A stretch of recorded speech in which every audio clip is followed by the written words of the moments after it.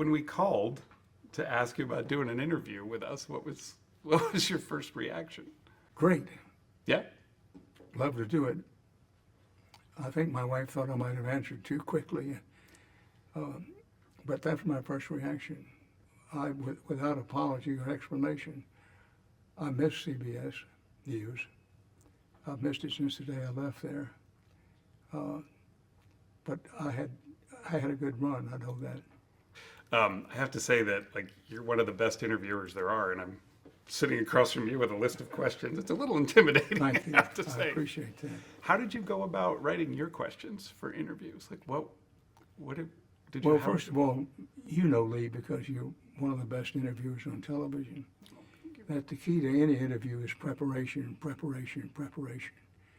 And then the second, what would be done before, would be listen during the interview. So you pick up on things the interview subject says. And questions, it depends on the interview. Most interviews, I would scratch out a list of questions, not a long list.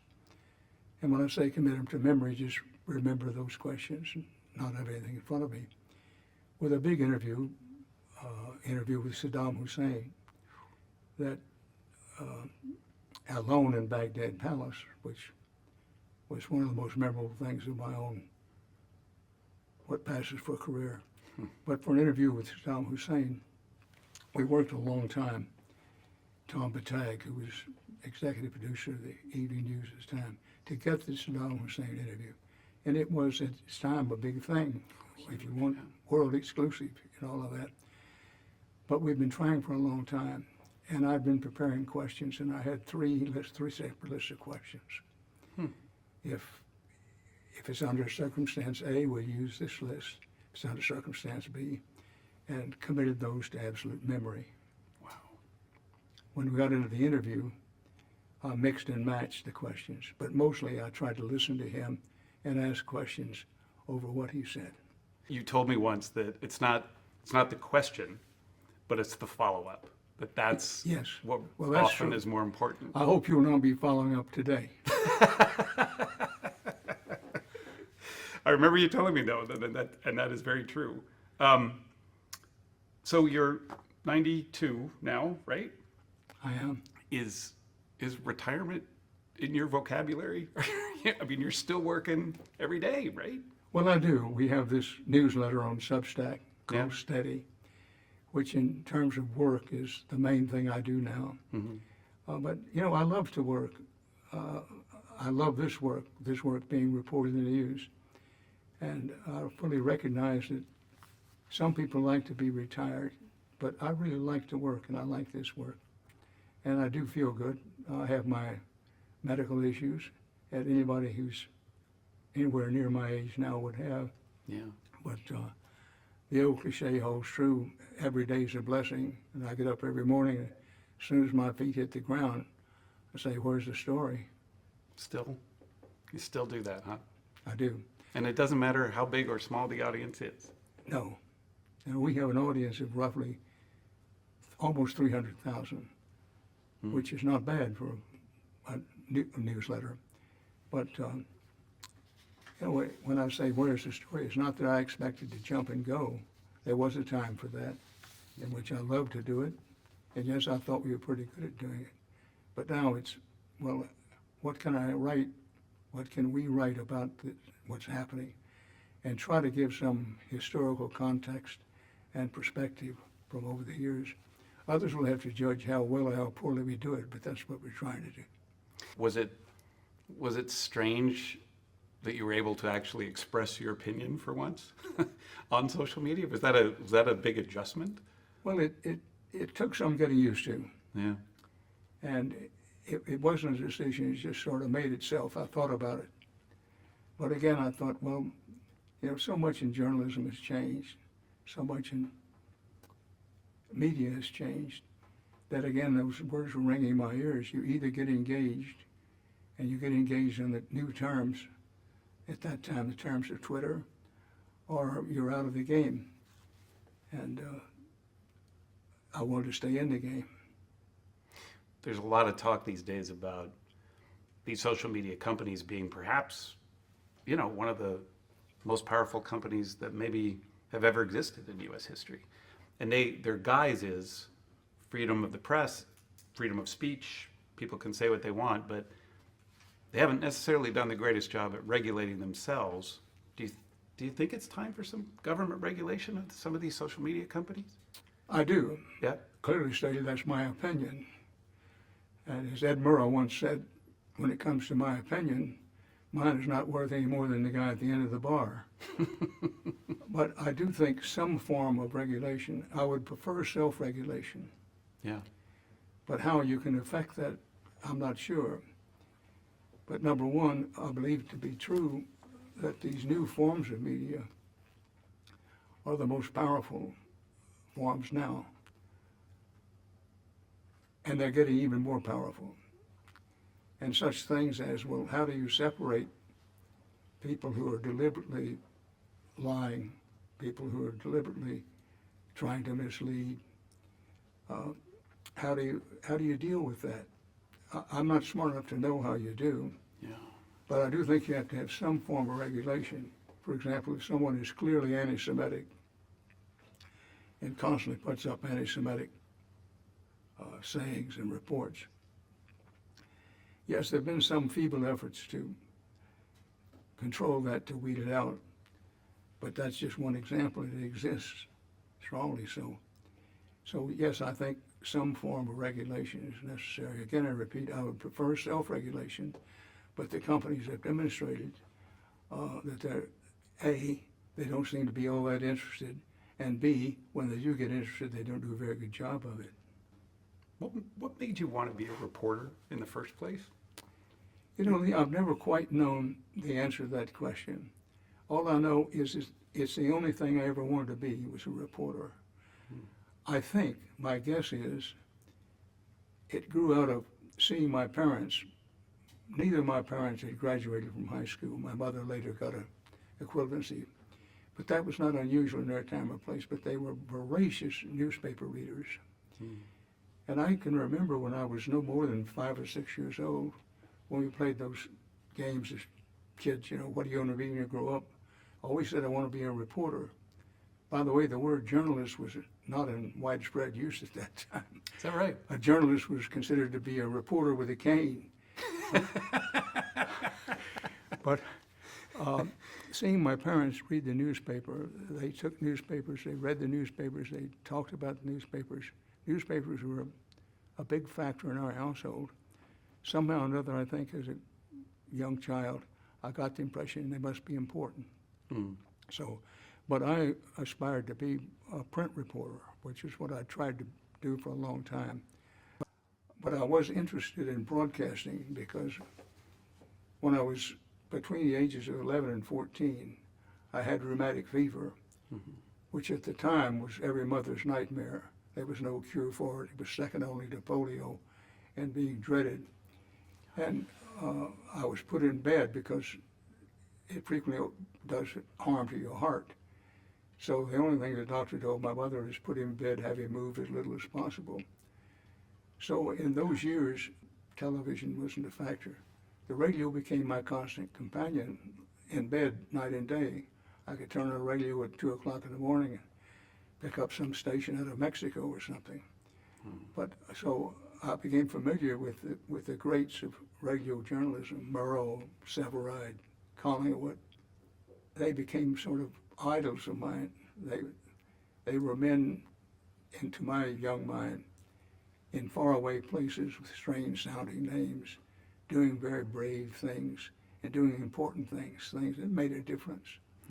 So you can imagine that I was pleased years later, after I had my run at being a wire service reporter and a newspaper reporter, not very good at either one, sang at the radio. When I first came to work at CBS News, and my first day was in 1962.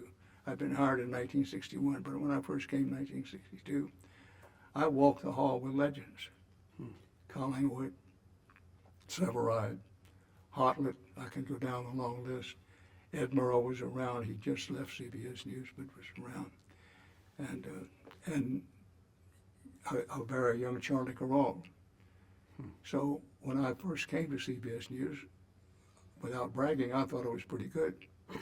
I could report, I could write, I could broadcast, and I could ad-lib better than most. But when I took one look at these scripts from Collingwood and Hartlepool, the Murrow boys reading their scripts, that was one thing to be humbled by.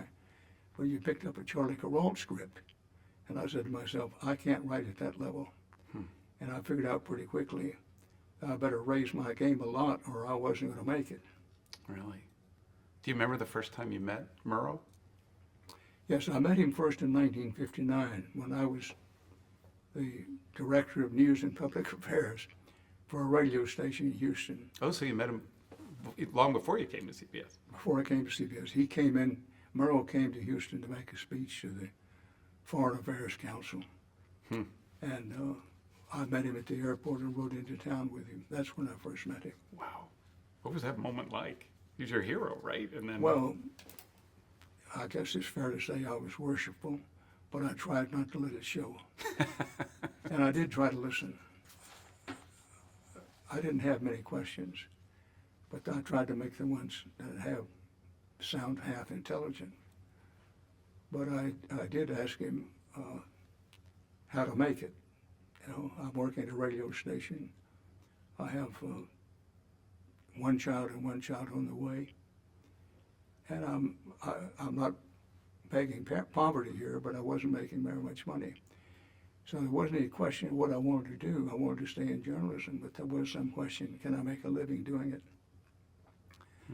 And I remember as if it were yesterday when I said to Ed Murrow, right Ed Murrow, what do I need to do to make it? He didn't hesitate a second. He said, do the work. Just do the work. and you carried that advice throughout your whole career. I tried to. What did that mean to you? Do the work. And it meant get up early, stay late, try to work hard and smart in between. And remember what your job is. Your job is to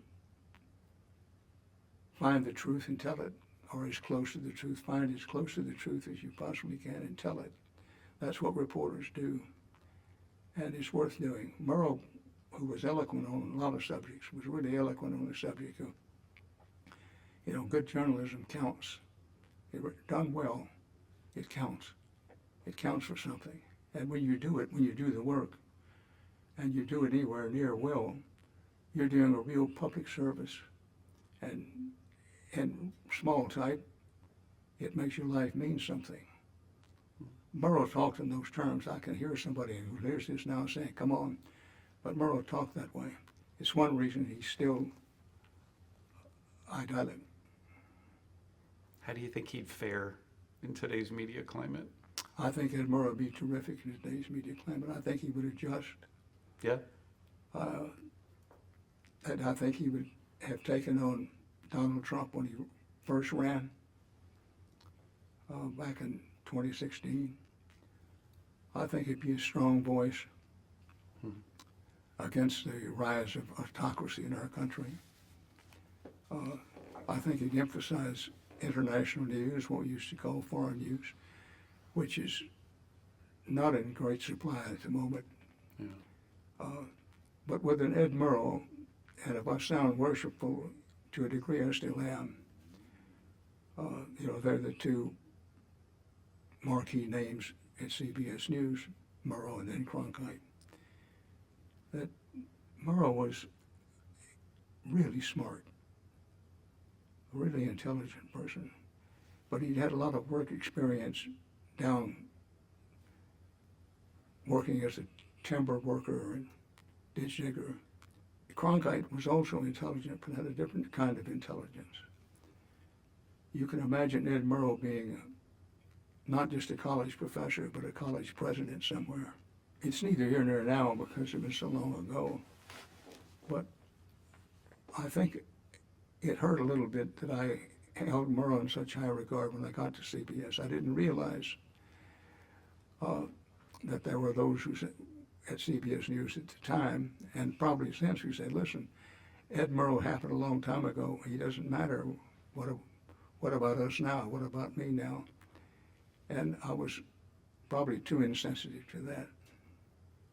In what way? Well, in the way that the people who were on air at the time I got to CBS wanted to be seen for who and what they were.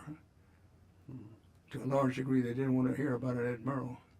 But I'm not being critical. At least I'm trying not to be critical. I'm just saying it was a mistake on my part to be talking about Ed Murrow and trying to be as close to a Murrow as I possibly could.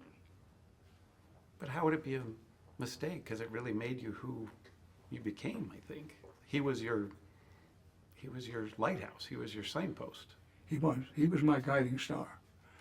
I think he'd be very unapproving or disapproving, but nonetheless, he was always the guiding star. But that's to take nothing away from the late, great Walter Cronkite, whom I worked for him and with him for a very long time and really admired him. And he became a worthy successor to Ed Murrow. It's true, after I succeeded Cronkite, we had some difficult days. But Walter, in his own way, was, he was the Murrow of his time. He had a different style, different way of doing things. I've said it before, and I'll say it again, that the marquee names in CBS News history are Murrow, Cronkite. You don't add your name to that list? No. I'd love for my name to be that. And I'd love for my record to be worthy of that. But others have to judge whether that's true or not. I don't see myself that way. I gave CBS News everything I had. They had smarter, better, more talented people, but they didn't have anybody who worked any harder than I did. Nor did they have anybody who cared any more than I did, or who was more loyal to CBS than myself. That, my calling card, Lee, you and I have worked together, including in some very tough neighborhoods like Iraq, that I never considered myself the smartest person around. So I was all the more determined to be the hardest working person I could be. And when you talk about, the legends, the Murrows and the Cronkites, at a certain time, people kind of backed away and said, well, let's look at the record. And their record is what made them. And insofar as anybody looked at my record, I'd be happy and pleased to look at my record, but I want it clearly understood that I never have believed, and I don't believe now, that my work was on a level with Murrow and Cronkite. I think people would put you right up there with them. I really do. Well, I'm pleased to hear you say that, and I'm not just running my hands around the brim of my hat looking at my shoes saying, oh, shucks. But I'm trying to be as objective as I possibly can. But in the end, what does it matter? If it matters at all, it may be the example set for young reporters. For example, Murrow set the example for me as a young reporter. Mm-hmm. I was constantly saying, gosh, Ed Murrow has done this and Ed Murrow has done that. And then later, to a degree, with Cronkite as well. You did it for me. Murrow was a great war reporter. Cronkite was a great war reporter. So when the Vietnam War broke out, did I want to go? Yes, I wanted to go. And that I volunteered to go early on because I thought to be a complete CBS anchorman that, you had to cover things like civil rights, be a White House correspondent, be a foreign correspondent, be a war correspondent. You want to check each one of those boxes. And without being self-serving, I will say I checked each box. Maybe not so well and some better than others, but I checked each one of those boxes. It seemed like, to a lot of people, including myself, that once you did get the anchor job, you felt a little trapped at the desk. Now, maybe I'm wrong, but it felt like you wanted the job, who wouldn't, but you missed getting your shoes I'm dirty. really glad you raised that because I never saw that way. Yeah. I can understand why somebody else might see that way because I always wanted to be a be there correspondent. In journalism, past midnight in the shank of the evening over adult beverage or something. Journalists have a saying about covering big stories. Either you were there or you weren't. And I subscribe to that, and I always felt it's part of what took me to the evening news anchor. But look, when I came to the anchor job, I was succeeding the absolute legendary Walter Cronkite. Any number of people, including some of my first best friends, said, Dan, don't take that job. That nobody can succeed a legend like that. The first man through is going to get his head blown off professionally. There's no way you can make it work. And I thought about going to work someplace else for that reason. But frankly, by that time I had a tattoo of the CBS I tattooed somewhere on my body, metaphorically. And so I wanted to take it on. But when I came to the chair, here's the point, when I succeeded Cronkite, I at least had enough sense to say to myself, I can't try to be another Walter Cronkite. I better be the best Dan Mather I can be, and I better do what got me here. And part of what got me to the anchor chair was going and be there and covering stories on the ground. And I had a pretty good record of doing that. So in order to be myself, it wasn't that I felt trapped. I actually felt I now have the opportunity. I saw it as a challenge, but also an opportunity. And fortunately, television journalism was changing. Satellite time was much less expensive than it had ever been. International air travel made it possible to go places. And we could now get up for any place in the world. So we came up with the idea of the so-called mobile anchor. Now, it's really not very descriptive to say, and it's a contrast, but the mobile anchor meant, listen, we can do the broadcast from anywhere in the world. So if I want to cover the death of the Pope in Rome, we just take the whole broadcast there. Previously, the anchorman would go and cover the story on hand, then pass it back to New York, let somebody else have it. So the old idea of an anchorman who would take the whole broadcast and do the whole broadcast from places where big news was breaking, I think is one reason that we became very successful in the wake of my taking the anchor chair from Walter Cronkite. So back to your question, it wasn't a matter of feeling constrained. Sure, it's in me that anytime a big story breaks, I want to go. I want to be there. But as we conceived the Evening News anchor, the anchor and managing editor of the CBS Evening News, the face of the network and all of that, we wanted a reputation of when big news breaks out, we go. And as I say, it probably saved me in the early stages of trying to succeed Cronkite.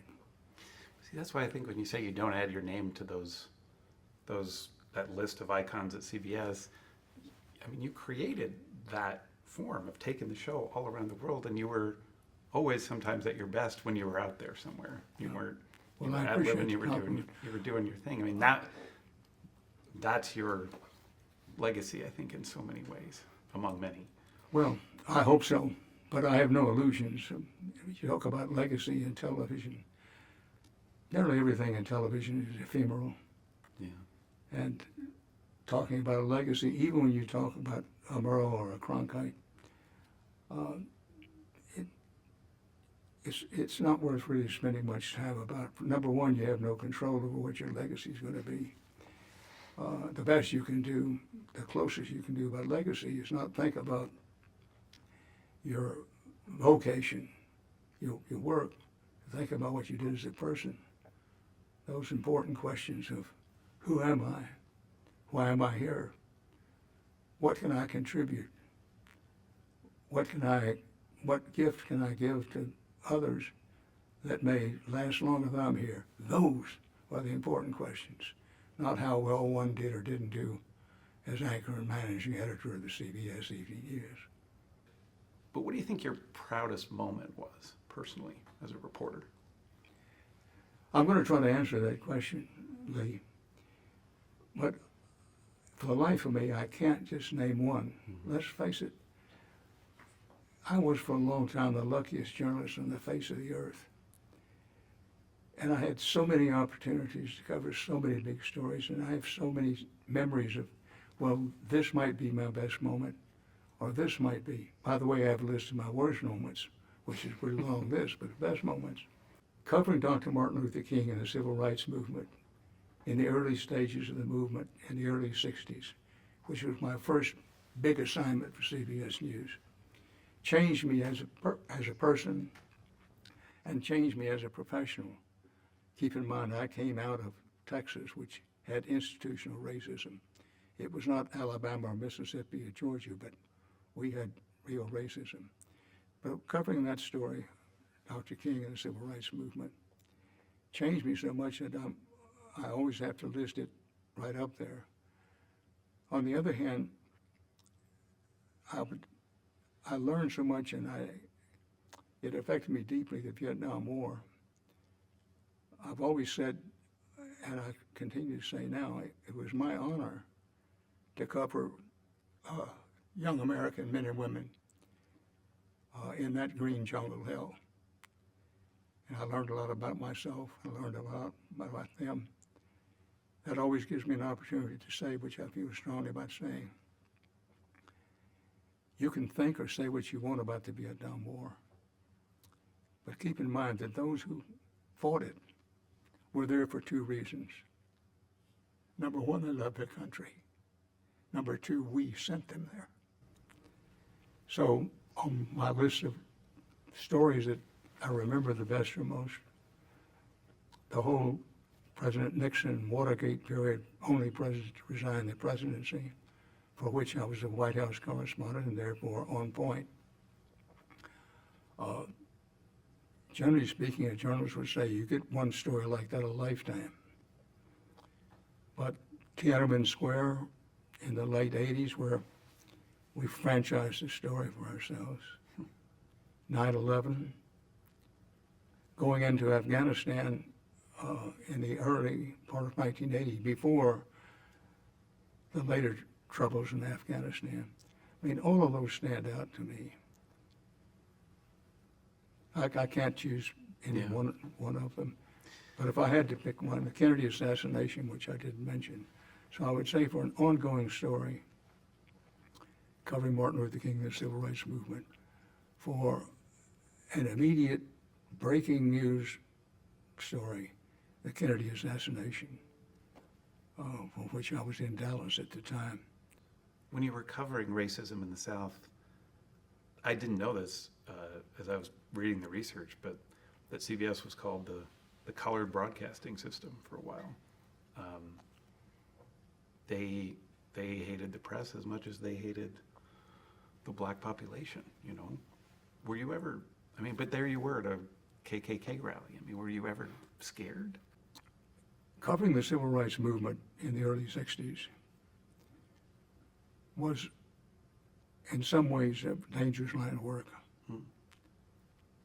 I don't want to pad my part. I don't want to overemphasize or be overly dramatic about it, but it's just a fact that there was sheer hatred by some people, not just for black people or to Martin Luther King, but for the people who were bringing the story to television screens. And keep in mind, newspapers, some of them were doing a good job, but a newspaper man can put his notebook in his pocket and sort of melt into the crowd. With television, you've got to have the pictures, which means you come with a big camera and the camera hooked to a microphone. And it was a dangerous line of work. And yes, we had any number of incidents when not only would people shout at us, CBS, the colored broadcasting system, or the communist broadcasting system, but some CBS stations would not feed our material to New York. They just refused to let us in. Our own affiliates. It was my first, I wouldn't say the very first, but I came out of that experience. And I worked with some very brave people, primarily cameramen, because cameramen were always the target, the first target. Realizing that if you want to be a world-class correspondent, if that's your aspiration, you have to accept that in some ways, on some days, danger is your business. And the constant coverage of the civil rights movement in the early 1960s drove that lesson to me very hard, which stood me in good stead as we went to Vietnam, we went to Afghanistan. And you say to yourself, what am I doing here? Why am I doing this? And you have to say to yourself, well, you've chosen to do this, and so on some days, in some ways, danger is what you do. What do you think of the state of race relations now? I mean, did you ever think back then during the civil rights movement that we'd still be struggling with the same questions? Look, we still have a lot of problems, race problems in this country, because we're trying something new in history. No society has ever tried what we're trying to do, and that is have a multiracial, multi-religious, multi-ethnic constitutional republic based on the principles of freedom and democracy. We haven't been perfect. We're not perfect now, but we have made headway. And I hope no one will take that the wrong way. One of the things I saw you mention about going to Vietnam was the fact that black men and white men were fighting for the exact same cause, side by side, and there wasn't the color of racism in Vietnam. Well, it was one of the most dramatic things about Vietnam, especially in line combat units, line infantry units, where the real fighting and dying was done the most. There were young black men from places like Huff and Harlem fighting side by side by the sons and daughters of middle-income people, and in some cases wealthy people, all fighting side by side. Race was rarely even thought of. And what you had was the spirit of those units where you had a mix of African Americans because they were poor and couldn't avoid the draft, and whites, many of whom also were in because they couldn't avoid the draft, some volunteer. The saying among the troops was same mud, same blood. And that's where it was handled. There's a great misunderstanding of what soldiers, sailors, Marines, and airmen are afraid of in war. That one of the things that got out of the Vietnam experience is they are afraid of dying, of course they are, but that's not what they're most afraid of. Fighting men and women are most afraid of letting down the guy to their left or the woman to their right, letting down the side. That's number one. Number two is that you will die and no one will ever know what it was like, what it was really like. Those are the fears, the deepest fears, and are greater fears than a fear of dying. How did the Vietnam experience color the way you covered Afghanistan and Iraq and all the other places that you've been where men and women are facing combat? Well, first of all, each case of covering combat is unique unto itself. But again, when we went into Afghanistan in early 1980, just after the Russians had invaded, we're the only Western news crew in there. And we had been told before we went, you can't get in, and if by any chance you do get in, you'll never get out alive. So, but we did get in, and we stayed a better part of 2 weeks, and we got out alive. But the whole time I was in, I called on experience in Vietnam about how to try to stay alive. One example of that would be that if you're in a village and you're trying to keep your presence secret, and a kid passes on a bicycle, move. Because the kid on the bicycle, maybe not intending anything harm to you, just starts talking, I saw these guys over there. And so you You're doomed. And much of that was true in Vietnam. You go to a village and it looks nice and peaceful, but if you're trying to be incognito, a kid on a bicycle is a dangerous person. But I just give that as an example.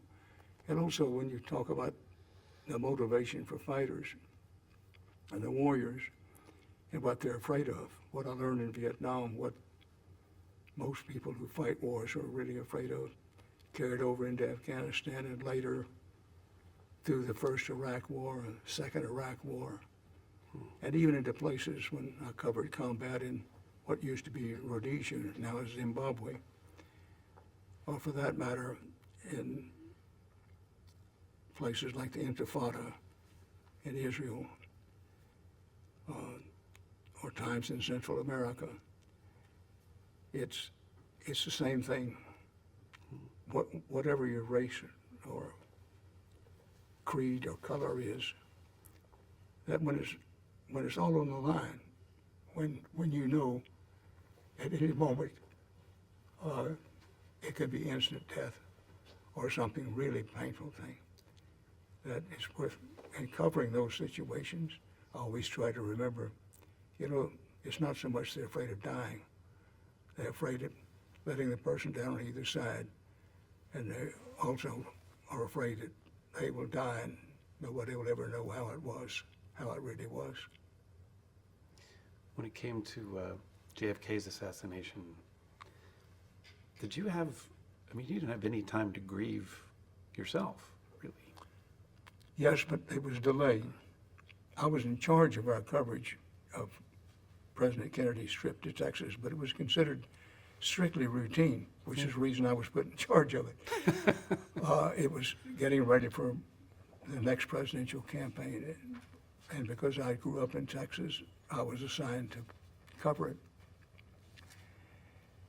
And we thought there might be some trouble, protest, but nobody had thought about assassination. It never entered my mind.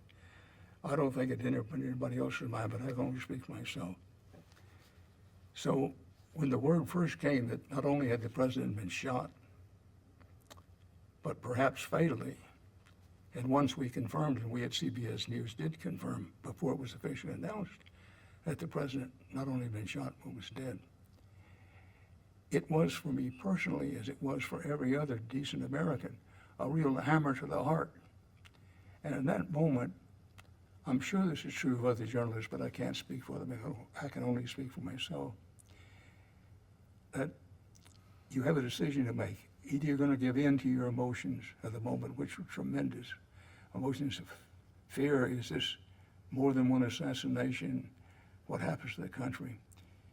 You have to press that down, suppress that, and remind yourself, okay, this is a big story. You're a pro. You can't afford to grieve. You can't afford to let your emotions take over. You have to get zoned. I think it's a tennis term, but nothing counts with the story. Just razor beam the story. How do we find out what's going on? How do we confirm this? How do we confirm that? Can we find pictures anywhere? We found the Zapruder film on the assassination. We at CBS News did with help from our KRLD, our local station. But in answer to your question, I didn't take time to grieve because I said to myself, it's my professional responsibility. Sounds all highfalutin, but that's the way it was. Listen, I may never have a story like this again. And also, this is a story that really matters. So I want to be at it near my best doing it. So everything focused on the story. We went through the 4 dark days of Dallas. Friday when the president was assassinated. Saturday when the assassin was in custody and being questioned. Sunday when incredibly the assassin was assassinated. You talk about something unimaginable. And then of course Monday with the funeral in Washington, the 4 dark days in Dallas. Like most other journalists who were there, I slept very little. Ran mostly on coffee and adrenaline. It wasn't until the middle of next week that it really hit me emotionally. And that's when I had time to grieve. that I remember calling my wife Jean, who was in Houston at the time of the assassination. And I had 2 young children at that time. And I just called her immediately and said, you know, I don't know when I'll be able to, I don't know when I'll be able to call again. I'll call as soon as I can, but it may be a while. And Jean, being Jean, said, do what you have to do what you know how to do, be in touch if you can. So for the 4 dark days, Friday, Saturday, Sunday, Monday, I may have called her one other time. But she had cautioned me, Dan, sooner or later, you have to make room for your own emotions. And that happened about 5 or 6 days afterward. I didn't take any time off for work, but I wasn't very good at work because I had my mind. By the time most people were beginning to come out emotionally, somewhat, having been struck emotionally immediately with the assassination, it was, I think, 4 or 5 or 6 days later. And I know this is common with other journalists. But that, you know this, Lee, great reporter that you are, that there is a time when you say to yourself, this is what I've trained myself to do. This is what I want to do. And almost nothing else matters, to the side or above or below, but only the story matters. And that was the situation in Dallas in 1963, on those 4 dark days. If you had to rate the state of broadcast journalism these days, from 1 to 10, 10 being healthy and good, where do you think how would you rate where we are today in journalism? Let the record show that I paused. On a 1 to 10 scale, I'd say 4. Plenty of people would say 1, 2, or -1. It's a time of transformation. Things are changing and changing so rapidly that one can now, with some seriousness, ask the question, how long will we even have broadcast news? Broadcast news as we've known it began disappearing a long while ago. And broadcast news, as we've known the best of it, has faded quite a while ago. That's to take nothing away from the people who are practicing it today, but just by any reasonable analysis, the profession, the industry, the crafts, whatever you want to use to describe it, has been victimized by a combination of what I've called, these are not all words, the corporatization, the politicalization, and the Hollywoodization of news. And the reason I give it a low mark is because there was a time not long ago, it's going to be a while, but not long ago, when a broadcast newscast over television or radio was considered, the first priority was to make it in the public interest. Now, if it made money, all the better. But the people who own the big networks, for example, were interested in public service and saw news as a public service. They wanted to make money, but they saw the news as a public service. That's gone with the wind. That now it's all about money. Don't misunderstand me. Broadcasting has always been about making money.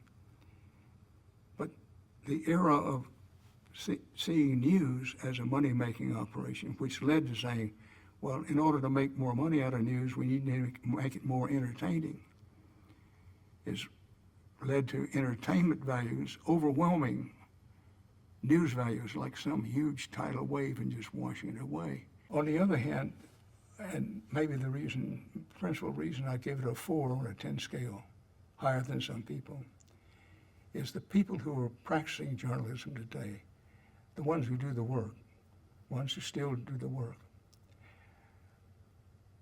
are so much better than those of us who came up at another time. They're better educated. They're more knowledgeable about the world. Generally speaking, they write better. I'm very impressed with people doing it. Now, what I just said applies to broadcast news, but now if we're going to talk about the internet, Yeah. which has been a revolution about news, and the whole era, which we've now entered, of fake news, and people who deliberately put false information out, sometimes for political purposes, sometimes for money-making purposes, sometimes just because the hell of it, they want to do it. And the idea of some of our leading political leaders saying, well, there's no such thing as truth. There's no such thing as facts. That truth is fungible. And we all know it's untrue. Look, water does not run uphill. 2 and 2 does not make 7. Some things are factual and truthful. But back to the point that it's wild on the internet, and there's no control of it. And when you start talking about control, people raise the question of censorship, which is fair enough. But here we are in this great mix. There's a great need. There's never been a greater need for hard news, factual news, getting as close to the truth as you can and telling it. There's never been a greater need than there is now. And we're woefully short of it. So for those who say, give on a 10 scale, Dan, you give it 4, it's way too high. I understand why they say that. Wouldn't people talk about the liberal bias of the media that they've been talking about for decades, really? What's your sense of that? Because I've heard people say, you know, most people who go become a reporter are sort of searching for a cause, right? Yeah. You want to find something to write, you know. Yeah. And in that sense, maybe that is a more liberal leaning. But what do you think that means? This whole idea of the threat of, quote, liberal media is simply not true. And it never has been true, in my experience. That if you're interested, and so many people who scream liberal media are not interested, but if you're really interested in separating brass tacks from bullshine, you look at the records. The reason CBS got a reputation of being, quote, liberal, and those of us who worked there and sometimes became high profile of being liberal, is look at the record. When civil rights came, CBS was the leader on that story, CBS News. Not because I was involved, I'm not, just the network was running more about it than any other. The Vietnam War, CBS News was among the first, wasn't the first, but among the first saying, what they're telling you is happening in Vietnam. It's not what's really happening. Then you come to the Nixon presidency, and the president himself was leading a widespread criminal conspiracy. Each one of those stories, some people who describe themselves as, quote, conservatives, would scream liberal media. It's not liberal media, it was truth-telling media. It was holding to account people of power. And in the heart of every reporter worthy of the name, Lee, somewhere there's a message that news, real news, is what somebody somewhere, particularly somebody in power, doesn't want you to know. That's news. All the rest is pretty much commercial and propaganda. But if you fight that, if you have the courage, you have the resources, you have the backing of your leaders to do that kind of news, you're going to get a reputation of being liberal, biased.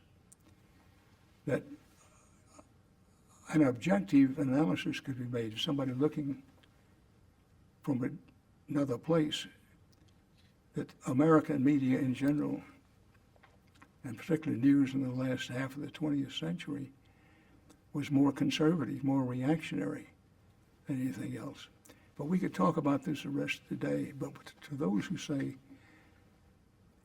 the press has a liberal bias, I would say gently and respectfully, check the record. Look at the record and try to see it objectively. Have we made mistakes? Of course we have. Have I made mistakes? Absolutely. But those mistakes, by and large, made by the press generally, and so forth, came not from any liberal persuasion or political persuasion. It came from trying to find the truth, or as close to it as we could, and to tell it. And journalism, I think, requires some understanding in this regard, too. which fits a bit into the liberal bias business. That journalism is not a pure science. Yeah. Journalism is kind of a crude art. Nobody can do it perfectly every moment of every day. But the best test of who you want to trust is take a period of time, over a period of time, not one story, not one day. And the test of this, how hard is this person trying, and how hard is this journalist succeeding in keeping his own or her own prejudices out of their reporting. Keep in mind, nobody can do it perfectly, but how hard do they try and how hard do they succeed ought to be the test when you say someone has a bias. There have been people who have spent a lifetime virtually dedicated to bringing down CBS News and yes, CBS anchors. Murrow had affiliated stations. He would call the network and say, this guy is too far to the left. During the Cronkite era, somewhat the same happened. And this has been ongoing for a long while. But CBS, because I would argue, CBS has been the main target of what I would call the reactionary right, because CBS News was so damn good at it. When we're talking about everything that happens in politics, and especially the political sins that are being committed these days, does that seem quaint compared to what you covered? That these things are just so beyond the pale, some of them? Well, I think the latter. I think what's happening in politics today, to a degree, is true in a lot of places around the world, but in our beloved United States of America, the idea that a self-described autocrat, a person who says, for the first day I come in office, I'll be a dictator. Not in my lifetime before this time had we had anything near that. This is unique in the American experience.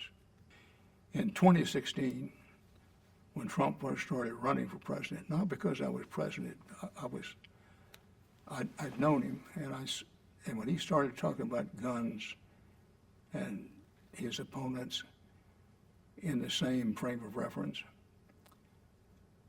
some reporters, yes, including this one, tried to say, folks, this is very dangerous, and he can win. Not predicting he will win, he can win. And he did. Because there's I started to say a movement. There's a movement moving from below that doesn't really believe in the American form of government as we've known it. What they're really looking for is to quote the strong leader, which doesn't have to put up with such things as congressional oversight. But at any rate, we're in a whole new political era now. This is unknown in the American experience. And whether you're Republican, Democrat, or mugwump, this presidential election year is a pivotal year for our country. We either will move even farther to the extreme right, or we'll pull back somewhat toward the more moderate center. For most of the history of the United States of America, most elections are won somewhere at or near the center, sometimes slightly left, sometimes slightly right, but in the center. Now we face the prospect, and we will decide in November whether that's going to still be true for a while or whether we're going to move to the extreme right. And for those who were worried about the country moving to the extreme left, as many self-described conservatives say, well, our big problem is the country moving too far left. There is a danger in the extreme left, but there's also a danger in the extreme right. And for this moment, it looks like the extreme right is having its moment. We will see in November whether that's true or not. But make no mistake, as I say, this is a decisive and pivotal year. Do you think we're more divided now than I we do. have been? You do? You've asked for my opinion, I'll give you my opinion, and I'm often wrong about these things. I think the country's more divided now than it has been at any time, at least since the Vietnam War. And I think a strong case can be made we're more divided now than at any time since the Civil War. We're more divided on race than we have been since certainly the Vietnam era and the Civil Rights era of the 60s. But we're divided in other ways. We're divided in the vision for the country, keeping in mind again that what we're trying to do here with this new thing in history, the American experiment, is constantly striving for a more perfect union. That vision, by and large, has held for over 200 years. Now there are those with the vision that say, we want to return to yesterday. A return to yesterday means white supremacy in every area of public life and government. To anyone who says we want to go back to what way things were, I think we have to gently and respectfully say, please, first of all, as badly as you want it to happen, it can't happen, it won't happen. You never go back. And the second is, if you could go back, America would be less of a place than it is today. Cowardice is not in the American character.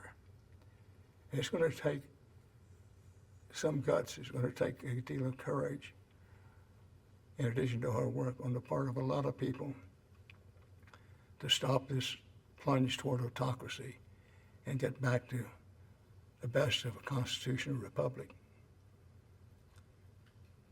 But there are those people. And having said that cowardice is not in the American character, I think we'll begin to see that. Do you have any unfinished business, I guess? Is there something you really still want to do, some story you still want to cover? Is there something out there? Some stories that I want to cover and not able to? Yeah. Oh, they're everywhere. Yeah. The Ukraine war. I'd like to think in my best time, I'd have been there in a moment and I'd spent a good deal of time there. Yeah. As tragic as it is, the assault of Hamas on Israel and Israel's response, gotta walk the ground, gotta be there. This presidential campaign, boy, would I like to be assigned to the campaign, sure. And that's a very short list. Which campaign would you want to be assigned to? I can truthfully say either one. Yeah. But, you know, that's how a true political reporter, that's how the heart beats.